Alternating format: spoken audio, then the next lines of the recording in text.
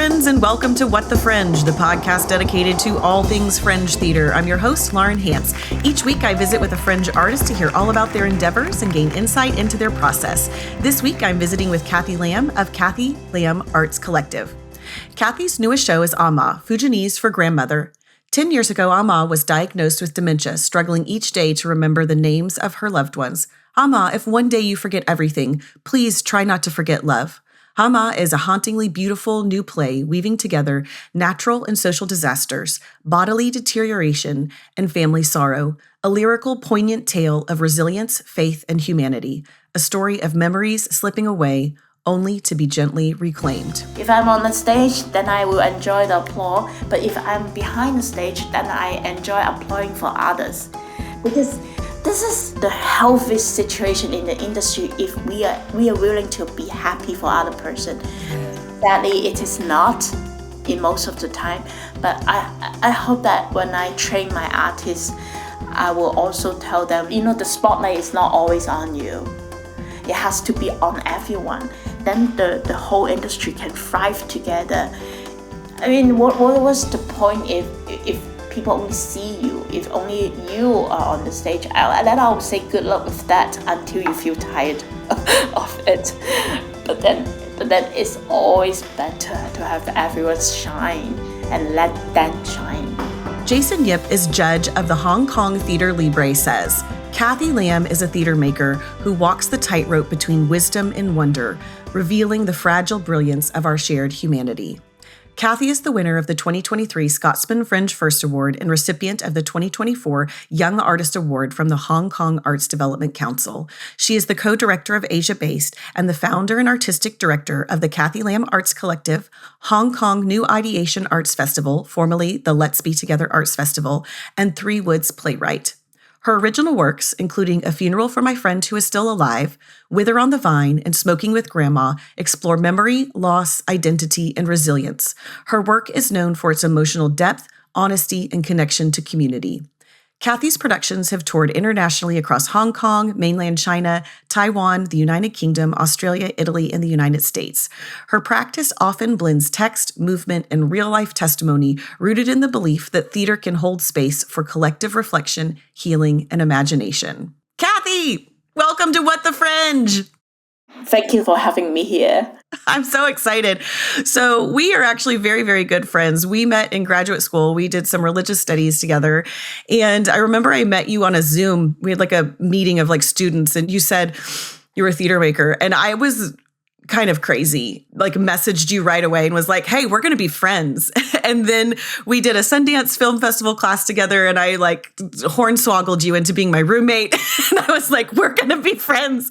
And we've become good friends. And now you're the co-director of my show, Holy O, and you'll be producing it in the coming seasons. But you do so much. And I have been like jonesing to have you on the program for a long time. So I'm super excited you're here. I'm very excited to be here too. And you know what? Those are super great memory. And then you actually helped me to open my heart, like when I went to the seminary, because it was like a daunting, like a very nervous experience. Like that when I start the fullness seminary, when you sent me the message, I was like, oh, finally there's someone from the theater industry in the seminary, because I have a very stereotype about what seminary is.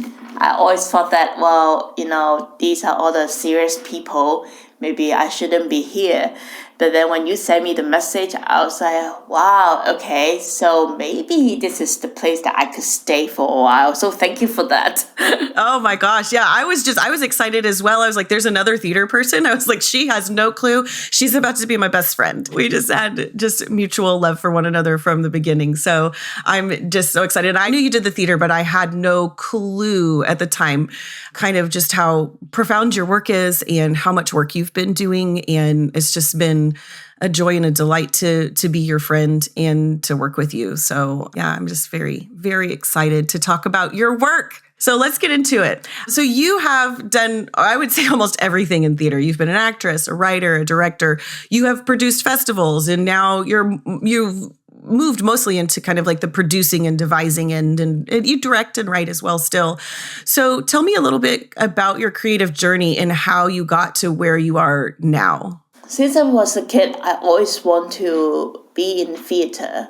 But then, like, coming from an Asian family, they like working in theater industry is not an option for me. So after my parent kind of like throw me into the States to study, and then finally I feel like, well, okay, I do have a freedom to choose what I want to like really like study. So balancing the reality that I still need their support for my university study here, so then I took like theater as my minor. And then when I back to Hong Kong, I finally picked up the courage to tell them, I really want to work in theater. Like working in the office like 9 to 5 is really not me. After I trained in the States and then I go back to Hong Kong, I find another mentor to train again, because the Western and the Eastern, even we are all working in theater, but then like the way that they present, the way that they use the space on the stage is very different. That's why I want to learn some more. And then so I found my very first mentor who actually changed my life in the way that I see theater, and start working with him. And then he taught me like, it's not just about being an actor on the stage, but then why you want to do theater. He made me realize theater is also a way to advocate. Theater is also a way to see what you see, and then to tell the audience who you are, not as an artist, but who you are as a human. I already obsessed with theater, but then after that, I actually fall in love, like truly fall in love with theater, because I feel like, wow, this is the space that I can really tell my audience what I see through my perspective, and how I can give my audience a new perspective to see our world surround me, and then to think critically. And then after that, I became an actor, and then I think soon after my solo play, The Immigration Lottery, because what my role actually really happened in Hong Kong. If the audience know what happened in Hong Kong in the last few years, and Hong Kong just like go down for socially and politically. And then I start feeling a little bit tired, like becoming an actor, because I feel like, okay, so what's the point if what I wrote, it become the truth? And then what is the point if the reality is stranger than the fiction? So we imagine what theater can give people, and then I also think about the industry in Hong Kong, and I feel like I will become a mature artist one day. I will no longer become a young artist, but as a young artist, I feel like the resources, there's so many unjust in our industry as well, and the resources is not evenly distributed. I mean, it is not just in Hong Kong. If you are not famous enough, you don't get anything. But the thing is, you have to get something to make yourself a name in the industry. So this is very weird situation. So that's why I become a director. I become a playwright, because I feel like maybe if I'm tired of acting, maybe then it's time for me to train actors, so then I can let young actors to become the actors, at least the actors in my show, and give them some opportunity. And then after 2 to 3 years, and then one day in my prayer, God said that, you know what, maybe you should start something else. Maybe you should start producing, because after 5 to 10 years in the industry, I feel like I start collecting some resources and networking, and so that maybe I can use my resources to help younger artists or emerging artists. So I pray, and then finally I have this opportunity to create this platform, Let's Be Together Arts Festival, now the Hong Kong New Ideation Festival, and then Asia Basin, the more recent version. So this is a platform that we create, a free platform that provide free marketing, free technical support, free ticketing, and everything's free. You just have to bring your show to our stage, and then we give you a free platform to perform. But Many festivals will say that, you know what, I give you a free platform, so then all the ticket sales will goes to us. But I was like, no, that's not the thing. If you want it to be sustained, you need to let them to have some start of money. So that's why all ticket sales 100% without commission. We just give it all back to the artists. And then we can see some artists, they start off their career from this platform.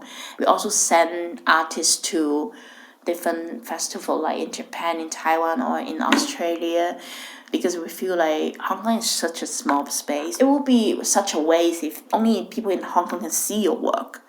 Because I've been to many different festivals. I knew that like Hong Kong artists is not bad compared to other people. They're good, they're great. So that is why I start being a curator, and then I start traveling to different festivals, trying to build network, and then to see if there are some award opportunity that I can give back to these artists in Hong Kong.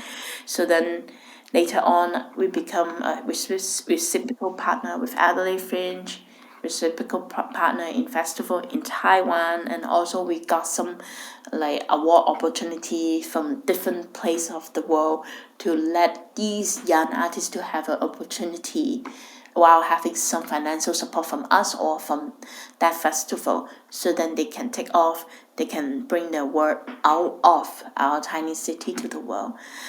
And now I'm back to writing again, but I never know like what is the next step for me. I just follow what God tell me to do. If He said, yeah, it's time for you to write, then I write. If it's time for you to produce, then I produce. And now seems like I can write, but then at the same time I have to produce more, and I will do that. This is exhausted with joy. So it's very different. So even I'm exhausted, but then I'm always feel energetic at the same time. And you know this weird situation, right? Exhausted and energetic with God's joy. So that's why it gives me strength to keep changing.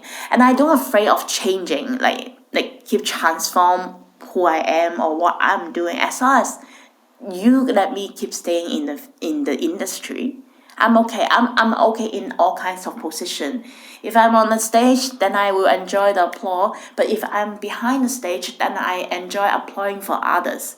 Because this is the healthiest situation in the industry if we are willing to be happy for other person. Yeah. Sadly, it is not in most of the time. But I hope that when I train my artists, I will also tell them, the spotlight is not always on you. It has to be on everyone. Then the whole industry can thrive together. I mean, what was the point if people only see you, if only you are on the stage? Then I would say good luck with that until you feel tired of it. But then it's always better to have everyone shine and let them shine.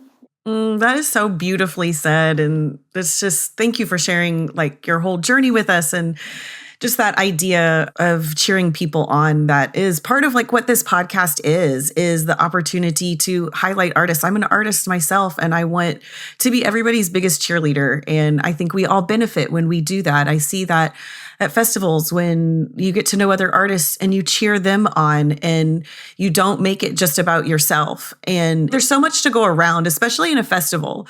In a festival situation, I feel like there's no idea of like scarcity, right? Like there is so much to go around. Let's help each other out. It's really hard just by yourself anyway.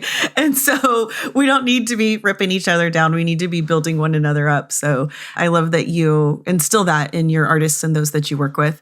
Well, let's talk a little bit about taking art from, like you were saying, Hong Kong and showing it to the world. And so first I want to talk about what are some of the trends that are happening in Asian art? Because this year you're taking 3 shows from Hong Kong and 3 shows from Taiwan to the Edinburgh Fringe. And what can we expect? Like, what are people exploring? What are they doing? I'm so excited. I don't know if it is an Asian trend or it is a global trend, but in Asian, I feel like there are more shows about mental health right now. And I think it also deal with what we see around the world. It's so much chaos, and then we cannot avoid the issue of mental health. This is like before that, people are actually quite afraid of seeing shows or like doing shows about mental health, not just mental health, but about the artist's own mental health as well. So, but then I see that there's actually more and more shows about their own mental health, how they deal with the industry or how they deal with themselves in this world. And also for like if you see works from Indonesia, from Taiwan, from Thailand, they tend to do a lot of physical theater work. And then it is about like native Taiwanese, related to native Taiwanese, related to ritual, related to the world or nature, religion, that have been deep rooted in their upbringing. Sometimes it's not about like worshipping what they are, but then sometimes they're actually asking what tradition, what their grassroots influence who they are, or sometimes it's like a dialogue in between their current situation and their grassroots. Because I don't have that issue now, but then I do kind of like related to this kind of work, because sometimes like as a nation, we're deeply trapped by the culture and the tradition that taught by our parents or family. Because Asian is all about their culture practice, all about like for me, say bye bye. Do you know what's bye bye? Bye bye meaning like worshipping the ancestor. So at one point we stopped doing this bye bye, and how does this like affecting your family, affecting yourself, or affecting your society as a whole? So like many Asian work, like they have been like, asking these kind of question back to the root, back to the tradition, to find how it really connected to their modern time.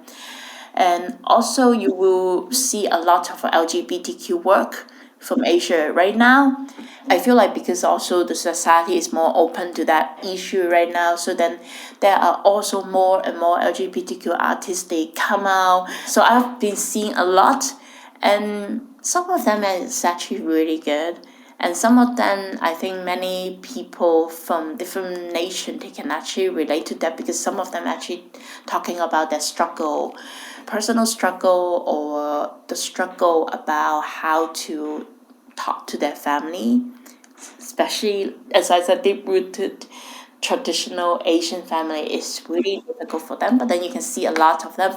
And then you will also see some of the Asian work related to the Vietnamese War or the World War, because many people was, I think for us, we see a lot of shows about war in the Western perspective. But then right now, there are many artists who is actually came from the family of the victims of Vietnamese or Korean War. They come out and then they trying to make a show to talk about from the perspective on the eastern side. It's quite interesting. It's actually very different from what the Western perspective is, because they see it as the one who is actually not fighting the war, but who is actually at the war and also affected by the war.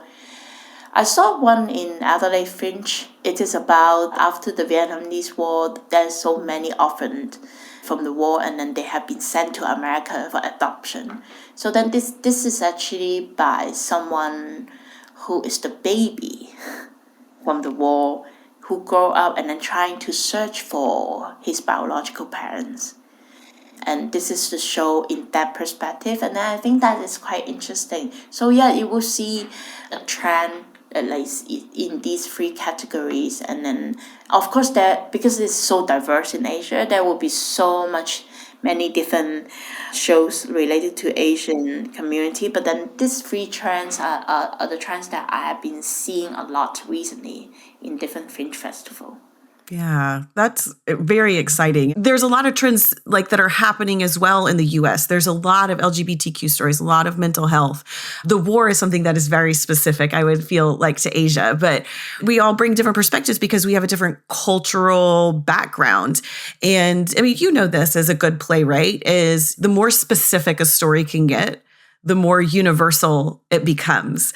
And so I think it's very exciting to see different cultures wrestling with the same issues and to listen from their perspective. That's exciting that we are seeing some of those similar trends as well. You do a lot of work internationally. I mean, I could give my own answers of why I think this is important, but what's the importance of viewing international art? I mean, we kind of delved into that, but the exchange of taking art from other countries into Asia to other countries, exploring art that's in Europe. And I mean, so much of Fringe is like an English speaking world. I mean, because we've got Adelaide, we've got Edinburgh, and then I'm here in North America. It's just all English speaking. And there's so much more out there. And what do you think is the benefit of kind of this like world collaboration, if you will? Well, I think the first benefit is like watching international work. You actually create a space to allow yourself to open up to different perspective or different mind. And because whenever I see international work, I feel like this is a welcome space of that particular artist to open their world for us. And it is like an invitation for us to jump into their mind, their brain, to see what they understand about certain issues. Let me take refugees as an example. Like, people see refugees in a very different way, like American, European, Asian. But refugee issue is it's like a global issue now because everyone is like drifting right now. Like, you see people from Asia. I won't say Hong Kong as a refugee, but it is we somehow as is a refugee in some way, like because of the what happened in Hong Kong. So many people, because we are such a tiny city, and then many people see Hong Kong, and then the first impression everyone told me was like, oh, you're from Hong Kong, so that means you guys are highly educated, you guys are super rich, because we have the most billionaire, and like I think in Asia, maybe India, but then anyway, we do have some really, really rich people there. And then for our work, when we welcome people on the stage, we don't want to let you see like how great Hong Kong is, but then what is going on in Hong Kong may be something that you never read on the paper. Like, watching international stage is like you are giving a lens to trying to sneak through the life of those people, like the real people in their real situation. Also, another benefit is like the artistic approach is very different. Maybe the audience think that, oh, what are those like artistic approach related to me? I just see a bunch of people like dancing, like walking on the stage. But then, especially, I think they still benefit because they will see like, oh wow, this is like their culture. This is like their way to present the same thing. This is their dance. Oh, the dance move is a little bit different. This is their music, and kind of like you will when you see how people move on the stage, you kind of get the idea of who they are or how they were being raised in their own culture. And this is also will give the artist a new perspective of how to tell a story, because like every single countries, they have many different way of storytelling. And then somehow I think for audience, they can actually have a new way to say story. And also sometimes I told my artists, what about we try to acquire another way of speaking our story? Maybe we can find a fresh way to tell people what we're trying to say. And like when we try to perform in Adelaide, Edinburgh, or even Avignon, in our rehearsing process, we were also trying to find a way to help the audience, like say in Australia or UK, to find a way to resonate to our story. Because sometimes it's not just about telling story in our own way, but then how we can find a way to help the audience to find connected to us. So then just as cliche as it is, just a small tiny change, maybe how we say a word. Like in America, we say student hall as dormitory. So maybe we can just adjust a way, say, oh, we don't say dormitory, but then we say student hall. Or maybe we don't say restroom, we say washroom or toilet. So this is just a tiny way that we will twist to make the audience try to understand. And then I know some artists, when they come to Hong Kong, they perform, they will try to speak like one or two Cantonese, so then the audience will be more into what you are saying. But then at the same time, you don't need to accommodate like the whole culture there, because we are actually inviting people to see who we are culturally. And so I feel like this is like a mutual thing for both the artists and also for the audience, and without losing who you are, but at the same time we learn from each other, we respect each other, we also try to assimilate a little bit, but not assimilate, but trying to find the unity in between. Yeah. Oh, that's beautifully said. And I love that idea of making little adjustments to make the audience feel comfortable. Audience members understand when they're seeing a show that's not of their culture, that there will be some disconnect. But I think human beings love that you just tried. You tried, and then there's so much grace there, and then they're willing to go along with you on the rest of that journey, and then staying true to kind of who you are culturally. So that's really well said. Well, let's talk a little bit about your show that you have. You're bringing a bunch of shows, but one show, Ama, is your show. You have written this, you're directing it, you're working with an actress that you worked with back in 2023 where you guys won the Scotsman Fringe first. So tell me about Ama. Where did the story come from, and what's it about? What can we expect?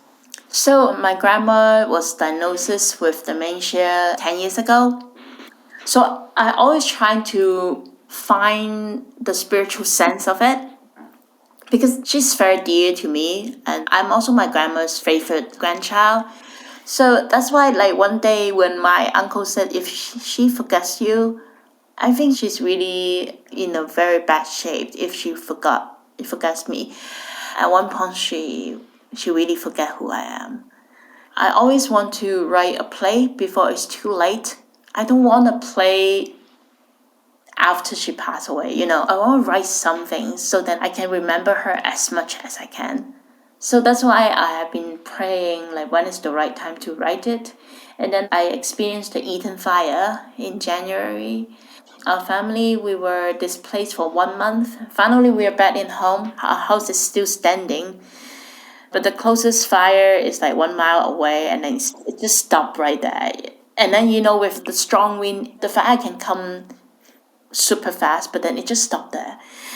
So I was grieving at one point, because like even my house is standing, but then I can see like our whole community is gone. But then everyone is trying to rebuild. So then I keep asking myself, when we face the disaster, what remains? Like, of course, when we left, like the first thing that we grab, of course, is my family. But at the same time, we always will try to grab the stuff that prove who we are, like birth certificate, marriage certificate, passport. Other band stuff is okay because everything is digital now. But there's just something like we instantly we will get is like out like who I am. So when I thinking about like who I am like during the fire, and then somehow it connect with my grandma's illness, because dementia is kind of like losing their identity of who they are. They actually don't remember who are they. And then so at one point I remember one of my grandma's story is I found these piles of notebooks on her bedside table, because my grandma actually she doesn't know how to read and write. But then that notebook is full of handwriting of her own name. You can tell like how difficult for her to pick up her pen, to write her name, to finally I can see her name like firmly written on the notebook. And I was like, wow, okay. She had been trying her whole life to try to practice on writing on her name, because this is her dignity. This is who she is. She know this is the name that she can grab for herself, because she feel like she never go to school. She always feel like she's a little bit fall short, like compare of other people, because she didn't know any knowledge. But then she didn't know she actually has all the right knowledge for me to grow as a fine woman. And then I start feel like, oh, okay. So for her, this is what remains for her. Maybe I can write something related to her, because her name is quite elegant. Her name is called Cell Phone. Cell Phone meaning the beautiful phoenix in Chinese. So maybe I can give her a life in my play, and at the same time a dialogue in between what I feel, my personal reflection between this, the fire, and the phoenix. Yeah, so that's why I start writing this play, trying to understand who we are as a human and also who she is, not just my grandmother, but who she really is. And so that's why I have this play coming along, and then I finish it, and then I was like, oh, okay, maybe I should bring this play to Edinburgh. I'm so excited to see it. I'm very excited to be, I'm going to be going to Edinburgh this year and I'll get to see your show. So I'm very, very happy about that. And now you're taking a few other shows as well, but they're not ones that you've written or directed or devised. So give us just like a quick rundown of the other 5 that you're taking that are part of the Asian art series, which you're doing in collaboration with the Space UK, which is awesome. So excited. So tell me about those shows. Okay, so I'm bringing 3 shows, including my shows from Hong Kong and also 3 shows from Taiwan to Space UK to do this Asian art season under the umbrella of Asia Base. So another show is called Dots, DOTS. So this is a show about the artist. So the artist herself, she recovered from her own mental illness. She was an aspiring lawyer, but then somehow she quit her job and then become a theater artist. And then the show is about how the process of how she find out she has mental illness, and then and also how she recovering from that. It's just like a ministry for her. She's also a Christian. She wanted to use this show to encourage people who experience the same from her experience, and then to hopefully bring healings to the audience. It's very interesting. I watched it once and I found it very touching. So then I recommend people to see it. And then also another show is a brand new writing called Dance Dance Evolution. It's about the Gen Z laying flat culture in Asia. I'm not sure if you guys know what is laying flat. Laying flat meaning doing nothing. So this is like kind of the trend of the Gen Z, but then somehow people feel like they're laying flat, but they're actually not. So that's actually this show is about like their struggle being a younger generation, and also their struggle being so different with us, because we all talking. I mean, as an adult, I have to admit, and I need to confess that sometimes I think Gen Z is so difficult. I'm so sorry, but then Gen Z is also super interesting. Gen Z is also the one who want to pick up the tradition and want to preserve it. So that's why this is actually so many contradicts in between what they are and what they want to do. And then this show is all about their hustle, all about their confusion, and it's messy but in a good way. And then another 3 shows from Taiwan. One is called Good Morning and Goodbye. It is about a middle-aged woman, about her ordinary life, and she really doesn't want to go to work. So the whole show is about she doesn't want to go to work, but at the end she has to. But then this is actually speaks to many middle-aged person right now, but at the same time I also encourage the younger generation to see, because they want to tell you, yes, this is what your life's going to be. It's going to be a physical theater. It will be funny, many dark humor in between. And then the other show is called Soul to Soul. I actually watched the dancer in Taiwan last October, and she's amazing. Okay, you have to go watch it if you want to find some dance show to watch. They are using a very traditional Chinese dance, using a very tiny shoes. The shoes, I think, is only 3 to 5 inch, because many hundreds ago, the beauty standard if the woman have a very tiny feet. So that's why they try to like wrap their feet. This is actually talking about that culture, and then to try to connect with the woman in the current like modern context, like how women being trapped socially and culturally, how women can break through all this culture and social and gender role and be their own person. So this is actually a very interesting to see. That's what I say, how the dialogue in between the tradition and the modern context. And then the last one is called San Zhao. It's a very ritual performance. It's a dance performance, and this company is also one of the best in Taiwan.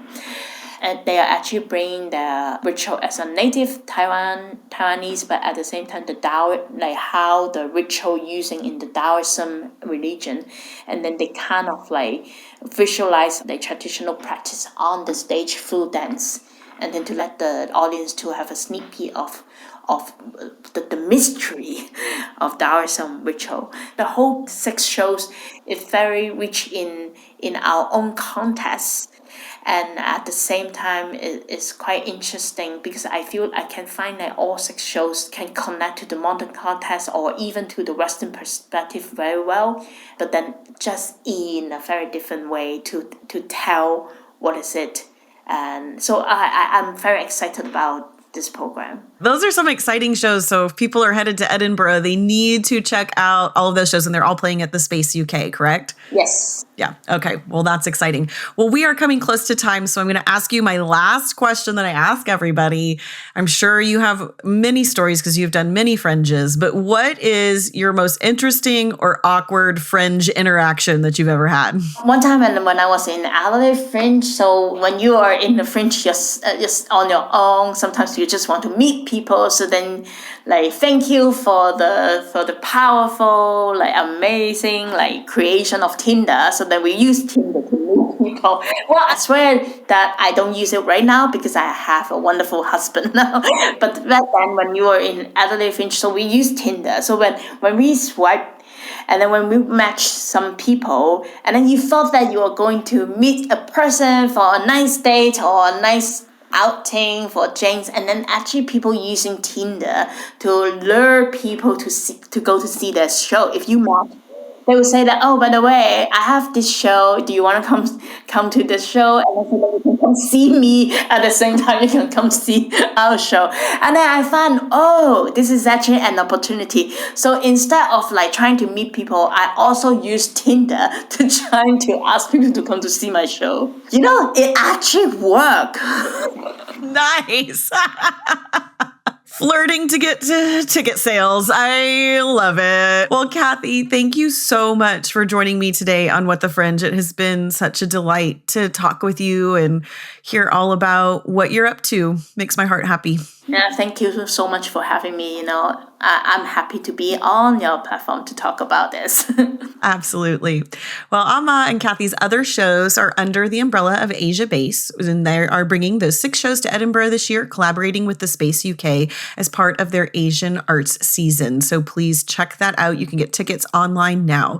You can learn more about Asia Base and Cathy's work at clartscollective.com, and you can keep up with her on Instagram at clartscollective and on X at Cathy Love Drama. All of those will be linked in the show notes.